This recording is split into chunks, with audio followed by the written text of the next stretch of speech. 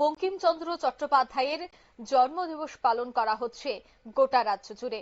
ঠিক তেমনি তথ্য সংস্কৃতি দপ্তরের উদ্যোগেও রাজ্যের বিভিন্ন জায়গায় বিশেষ অনুষ্ঠানের আয়োজন।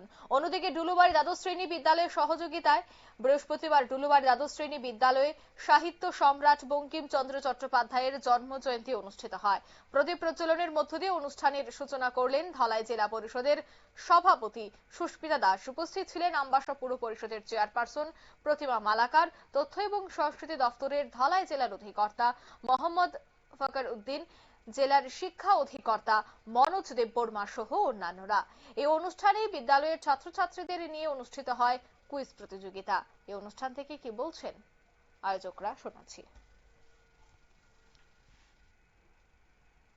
আমাদের যে পিতামাতারা ছিলেন, ওনাদের যে দাদু ঠাকুমারা ছিলেন, ওনাদের সময়কাল থেকে সমাজের যে কি পরিস্থিতি ছিল সেটা আমাদের সামনে সে বঙ্কিমচন্দ্রর মতো মুনি ঋষিরা যদি তুলে ধরে না যেতেন তাহলে আমরা কোনোভাবেই জানতে পারতাম না।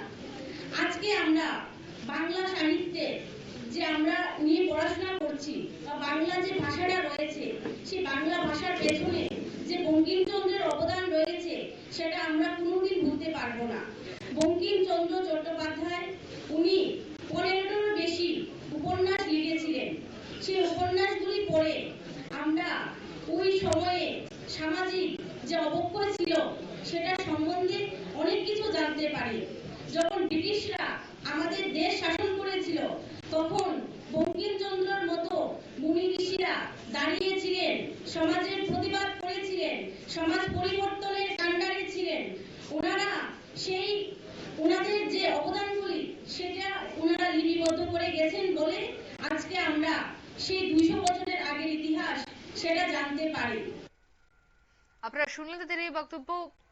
সাহিত্য সম্রাট বঙ্কিমচন্দ্র চট্টোপাধ্যায়ের জন্মদিন উপলক্ষে তথ্য সংস্কৃতি দপ্তরের উদ্যোগে ডুলুবাড়ি দ্বাদশ শ্রেণী বিদ্যালয়ে বিশেষ আলোচনা সভার আয়োজন করা হয়, যেখানে বঙ্কিমচন্দ্র চট্টোপাধ্যায়ের প্রতিকৃতিতে পুষ্পস্তবক অর্পণ করে এই দিনটি উদযাপন করা হয়। প্রদীপ জ্বালিয়ে অনুষ্ঠানটির সূচনা হয়। তারপর স্থানীয় শিল্পীরা নৃত্য এবং আবৃত্তি কবিতার মাধ্যমে এই দিনটি উদযাপন করেন। নিয়ে নিচ্ছে ছোট্ট একটি বিজ্ঞাপন বিরতি, সঙ্গে থাকুন।